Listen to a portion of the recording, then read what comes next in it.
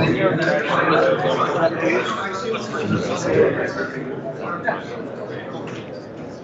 like it. Wear your red bib or something. No, sports are red bib. There's like, huh? Sports are red bib. No. Wow. You used to tell where we have League of Ireland matches. And Andrew Ropes Gow. do a little bit. Gow was different, yeah. And the new goal on you as well.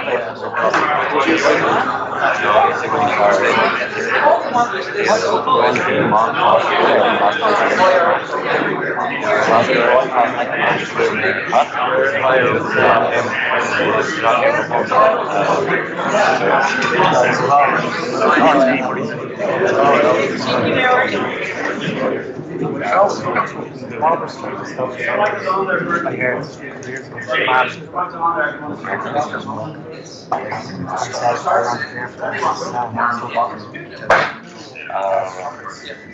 years ago. Tried to shoot. I went to school watching them and you know, this is American. I'm dating myself. Don't let me in on that's not much. I can't tell how to do them. Well, your sponsors won't go Right, anything. so we tell our sponsors masses. No, no. For the balls, man, is it? No, but you don't. No, you don't. It's very great to I'm only sorry.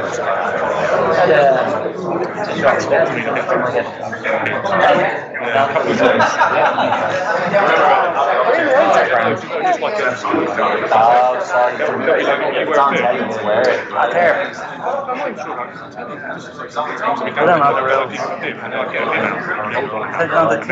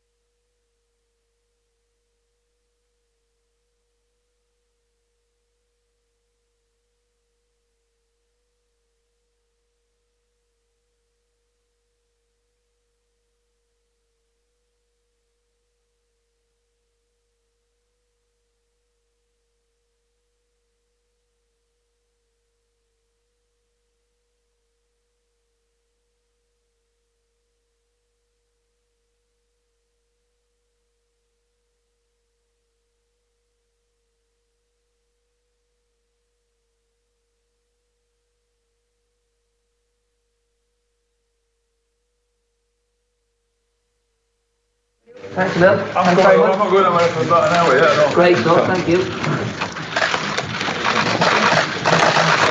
Just in here, please. Thanks very much. Thank you. Just one over here, please. Thanks very much. Next to something you're ready again with last time.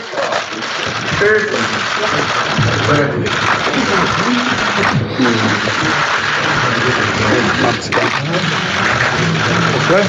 Yeah, that's great. Thank you very much.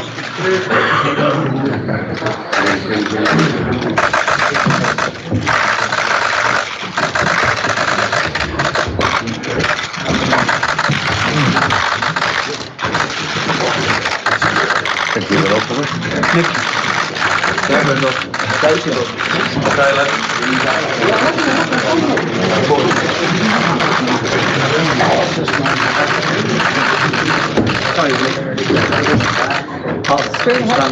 Okay, lads, let's go. Okay, guys. We won't be going anywhere. Okay. Nick, just over here on your left, please. Thanks very much. Thanks, Bill. Thank you. Okay, can we get going? Thank you all for being present today. It's a hugely positive day for Irish football. We have a number of announcements to make. Firstly, I want to thank Martin O'Neill, Roy Keane, Seamus McDonough and both Stevens for the 5 years that they've given to Irish football. There have been great memories and that must be remembered. Obviously getting to the last 16 of the Euros, the playoffs against Denmark, and some great nights here in Diviva, be it with Germany, Bosnia, and in Vienna, Cardiff and Lille with some great victories. I'm delighted to announce on behalf of the FAI that Mick McCarthy is our new international manager, and he'll be joined, obviously, assistant managers by Terry Connor and Robbie King. Mick is our second most successful manager ever, next to Jack Charlton, having achieved 2 playoffs in his time and reaching the round of 16 in the World Cup in 2002. And we are delighted to have Mick McCarthy back as our international manager. Further announcement today is that Stephen Kenny will commence as our under-21 manager. He'll be responsible for all underage men's teams, and Ruud will expand on that later, as well as Stephen at a press conference tomorrow here with Ruud. And after the Euros in 2020, Stephen will take charge of the senior international team. Mick, Ruud and I will now deal with any questions in relation to that announcement. After Mick leaves, then Ruud and I will deal with any broader questions you'd like to ask in relation to the association. So, thank you very much. Nick, it's often said that in life maybe we should be careful about going back. What makes you feel that this was the right challenge for you to return to the game? It is said, yes, and well, we'll see, won't we, whether it's a good decision to come back when, how we qualify for the Euros and how successful or not I am. But I was never ever going to turn the chance down to come back and take the job. I mean, it's been mooted on a number of occasions. Every time a new manager has been going to be selected, I always seem to have a few more Irish journalists in the press conferences, whatever it might be, asking if I wanted to take the job.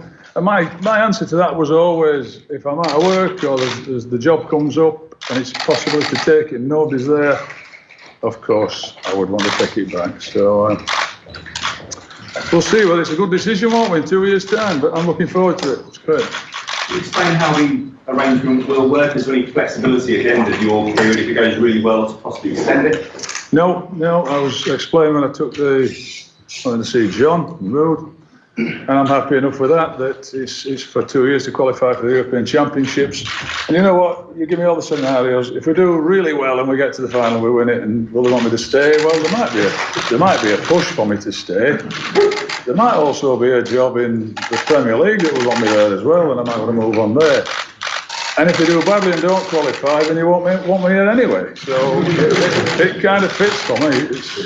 It works. And how well do you know Stevie Kenny? Not very well. I don't. That's not an issue though, because I'm working with the national team, if you like, with DC and Robbie. Ruud, certainly in terms of advice to some of the young players that I've been speaking to them about, that we have some good young players. And Stephen will be hopefully shoving players through from the 21s and banging their drum. Let me tell you, there's going to be a lot of questions asked, but we've got, it could be 8 or 10 games between March and November.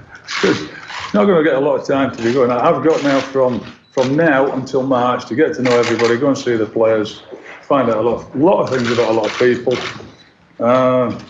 and develop a relationship with him.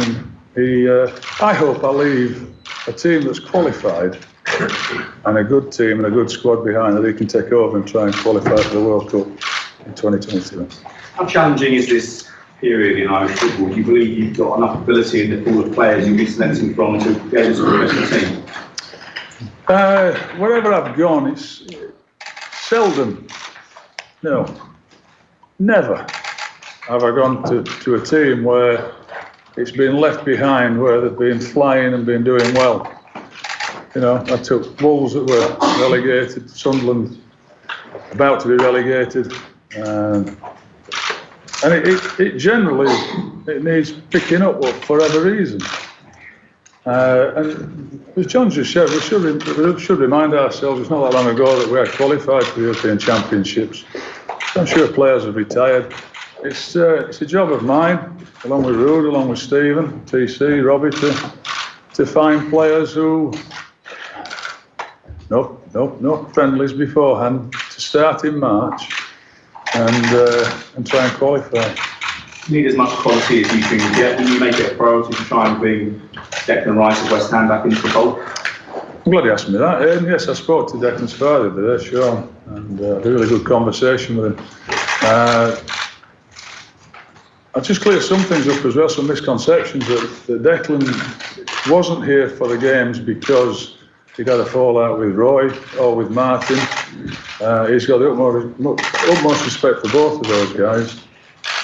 But he was asked by Gareth Southgate to go up and see St George's Park and to see whether he could be enticed into playing with them. And of course, you know, there's a hue and cry then that he shouldn't play, and there's lots of different opinions. And he didn't say he wanted to or didn't want to, but he found it overwhelming. And I remember saying myself, you should perhaps just get in the West Ham team and just, you know, take a back seat and see how he's doing. Well, he's got in the West Ham team. He's doing well. And I'm going to go and speak to him in December when his father's around and sit down and have a chat with them both. Harry Arter alluded to not feeling comfortable in the squad at times. Is this going to be a job in some ways, probably as you mentioned in previous clubs, possibly unifying the team? Well, there's been enough press coverage on that to me to know why. Well, I don't believe everything I read. That's the reasons why. Well, I'll be speaking to everybody, you know, all the players. I've got to. And with not having any games, I've got a chance to go around and watch them, speak to them, find out what their thoughts are, and try and, if he's feeling uncomfortable, try and alleviate that and make him feel comfortable and wanted to play in the team. You personally, how have you changed as a manager in the last 20 odd years? I've certainly lost some hair. Got older, wiser, I think. I have a bit more perspective on life. I tend not to fall out with everybody as quickly as I did before. I realise you guys have got a job to do because I've worked in the media. I'd like to think the experience that I've gained since I was here the last time, I've won the league twice, been in the Premier League for 3-4 seasons. Can I sit and tell you what I've learned? No, I can't, Ian, but I think I've learned something anyway, that's for sure. It's obviously inevitable that the past will be brought up from time to time. You played in a very successful era for this country, you managed obviously a successful time as well. But how important is it that everyone now moves on from events of Saipan 16 years ago?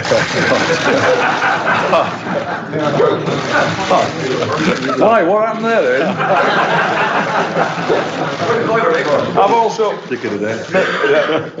My memory's gone as well in the last 16 years. You know, I honestly believe that both my career and Roy's career shouldn't be remembered or should be determined by that, because both had successful playing careers, him an unbelievable one, far better than I. But I've gone and had a pretty successful career as a manager.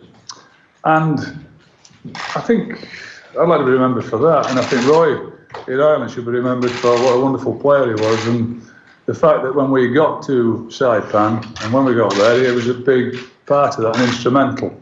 And I have the utmost respect for him for that. And so if people want to talk about it, good luck. But I won't be answering any more questions about it. Just finally from me, how crucial is it that the Republic of Ireland are present at Euro 2020, given that they're part of the hosting of the event? Well, I've got to say it's vital, isn't it? Yeah, it's.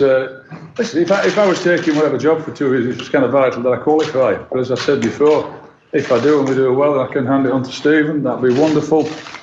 If I don't and we don't do well, then you know what, people might not be glad to see the back of me in terms of how I work and the atmosphere that I create, the thing that will be left behind. But ultimately, it's results that count. If we don't qualify, then I guess I'll be off and Stephen might be taking it early.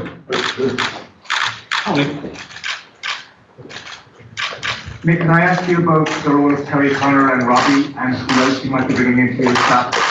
Yeah, well, TC, as you know, he's now known as Terry O'Connor, by the way. He's been lifted from his just Connor. He's been given a no in front of his name by most people already.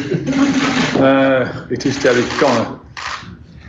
He's been with me since, what was it, 2009, was it? I think it went 6. Sorry, T, it's longer than I thought. Just doesn't seem so long. When Taff left, and Taff who was here with me, was such a wonderful assistant of mine and saw me through my formative years, to be quite honest. And TC took over and we couldn't see the join, which was nice, because I never thought I'd be able to say that. Robbie is a different one that once asked me if I would I consider him helping out in some way in a coaching role, management role, just to be part and work with me. And I give it some thought, and I have to say it's yes, because I'm coming up 60. TC is what, 50 what? 56, we're younger than me. But I kind of like the idea of a young coach, assistant that's got bright ideas. I mean, come on, he's one of the most capped, top goal scorer. I think he will have a real affinity with the younger players, whether it's coming through from Ruud, from Stephen. I mean, all these guys that are coming through, he's their hero. So I think it's going to be a real benefit to me, that. And he'll be driving up and down the country looking at players and having his backside in the car and getting sick of watching teams and reporting back to me and TC. So that's what he'll be doing. And was that something that was suggested to you? And how long did it take you to make up your mind? It was suggested to me by him, by Robbie. First, I thought you cheeky bollocks, to be quite honest. Excuse me if this is live,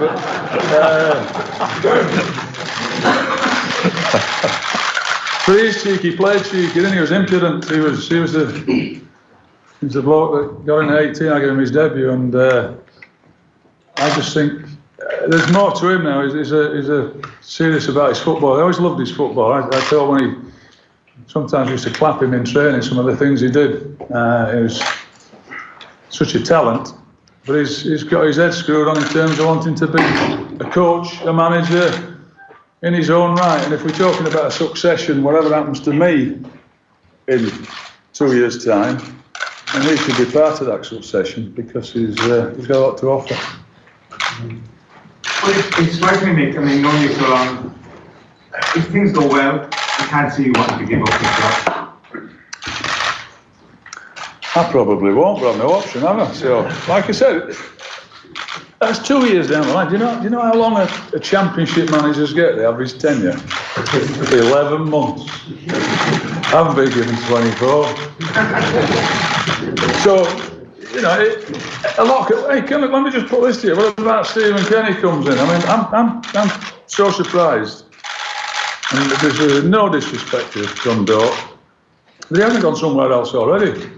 What if he comes in and rips it up with the 21s and some club from England come say, I tell you what, Steve, I can't fancy you, and we'll take you away. It's 2 years' time. You know, we don't know what will happen. So Yeah, you're quite right. It might be that feeling if we've qualified and gone to the Euros, but I've accepted it, and that's the way it's going to be. And I said, if we do, there might be something. Well, there will be something else for me. I might go and get a big job in China and retire on 10 million a year, something like that. John, can I ask you about that? When did Stephen Kenny get approached for the job? I understand he was offered to play one job first, is that true? Just alone? Yeah, I mean, Rude will take you through a bit of that too, but we would have discussed with Stephen for quite a while about taking the 21's job and managing the underage team to something that the association wants. He's been an outstanding manager with Dundalk, the most successful manager in the League of Ireland over the last number of years. Absolutely brilliant. So that would have been something we'd want Stephen to do for quite a while.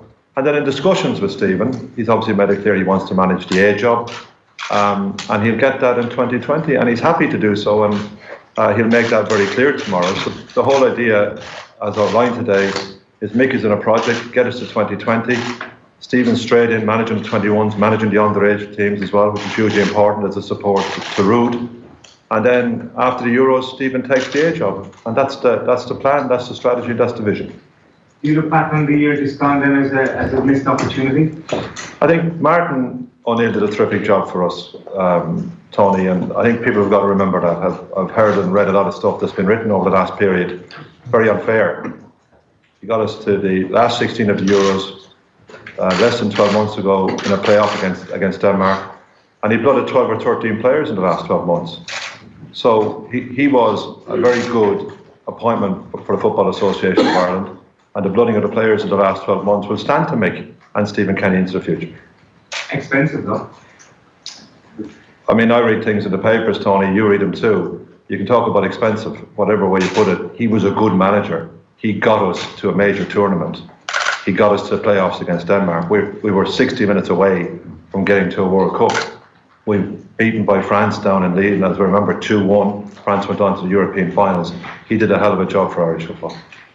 Mick, can I ask you about this notion of the style of play? What style of play would you like Ireland to have?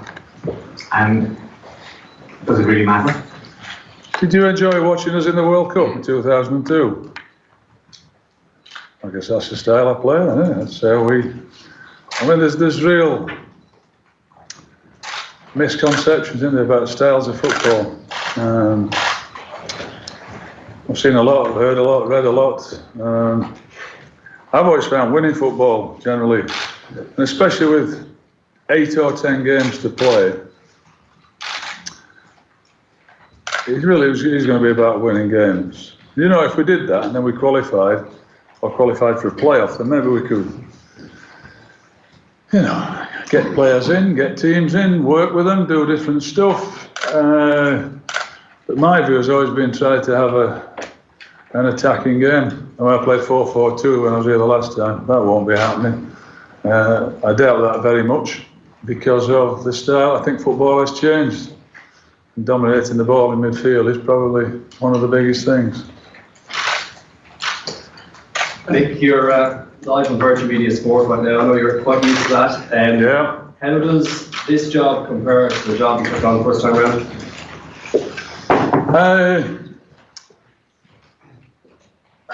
I'm certainly not a starry-eyed 36-year-old, that's for sure, that's coming in and pretty much wet behind the ears. And I've looked back and I've said to other people before how that was done and why it was done and whether it should have been done at that age, but I kind of adapted and we got to the playoffs in 2 and ended up in the World Cup, so I had a modicum of success doing it. The job's still the job. I've got any job I just go into and I'll get the players together, I'll go and speak to them, I'll get them together, we'll work with them and we'll endeavour and do our best to win games and pick the best team that we possibly can from the players. And if you start asking me about players and young players, you're probably going to get a shock because I'm going to say, no, I don't know that. I've been managing in the Championship, trying to sign players for my team and getting them in and selling them on. And that's what I've been preoccupied with that for the last, 16 years since it was Sunderland, Wolves and Ipswich. So we've now got a good spell to go and find the players and see what we've got and decide what I want to do. With Ireland at this low point right now, and with the rebuild needed, is that possible in the time frame and with that need to qualify for Euros? I hope so. But you know, it was the same the last time. You don't get the job if you've qualified. You don't get the job if you haven't been relegated out of the Nations League. If they've won, I don't get the job. So I said it's always seems to be. You always get it on a bit of a low, and so the first job is to turn that around. And I can't do any turning around until March. You know, they can see what I'm doing. They see me at games and see I've spoken to players, and I can be around doing stuff. But ultimately, I'll be judged on the results, and that starts in March, how we play and what we do. Final one for me. Are you planning a meeting with Steve in the next few days, Stephen Kenny, or Tonight. will that happen? I'm sitting tonight, actually. Yeah, he's buying dinner, apparently. Jamie, that's you for me. Nick, how are you? Hiya, I'm great. How are you? Good, thank What's you. your name?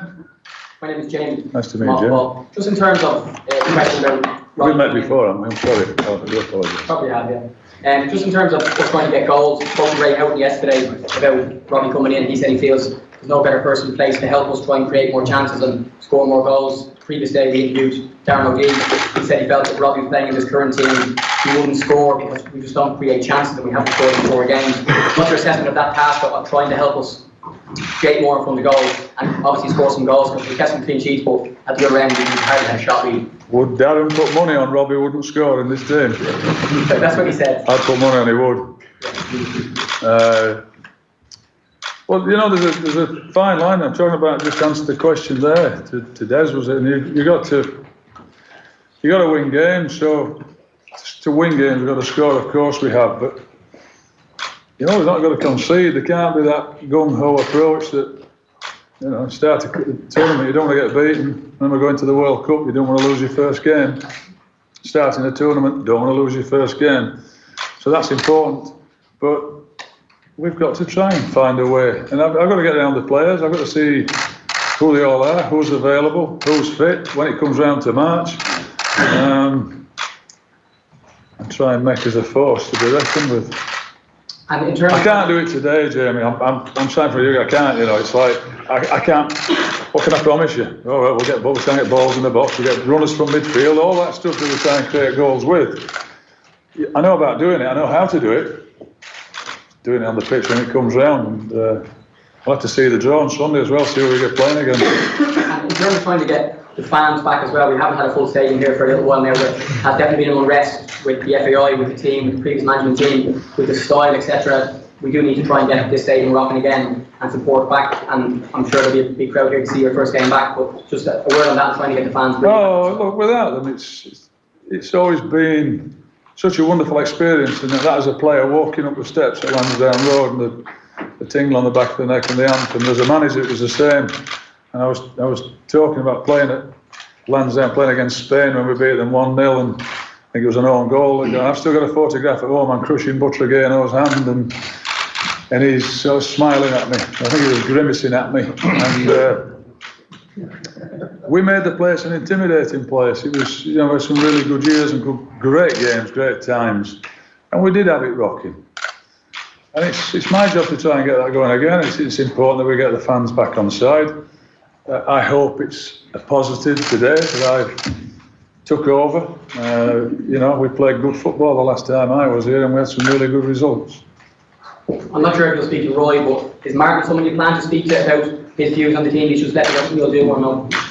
I might let that sit for a while.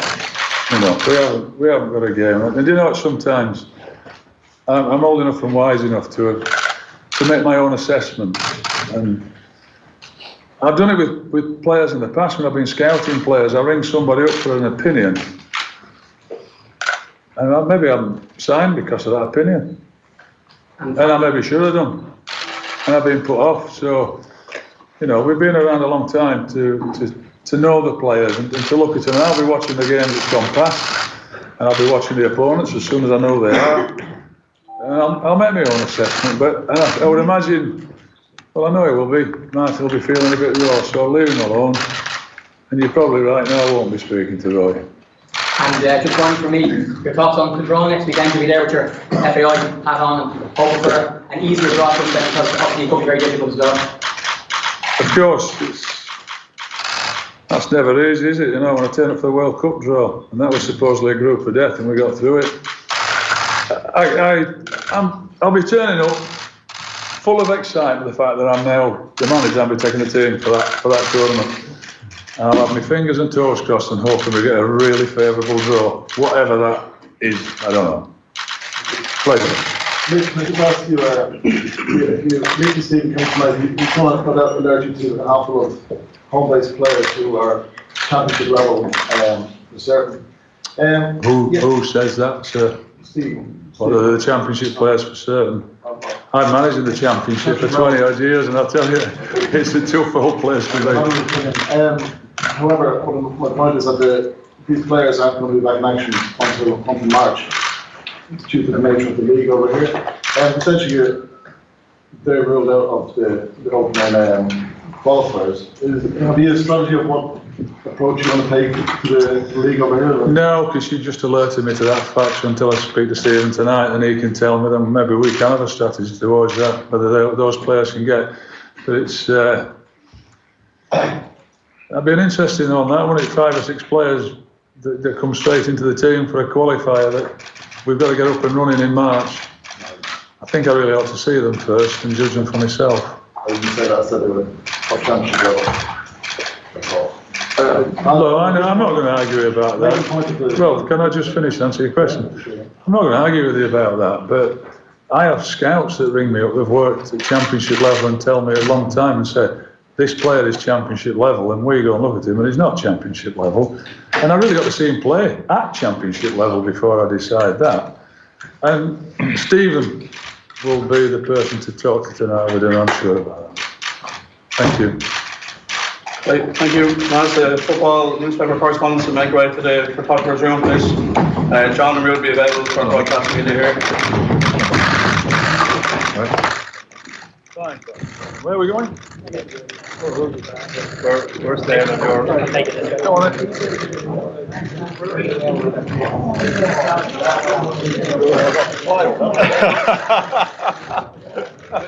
Rude, come in here. Rude.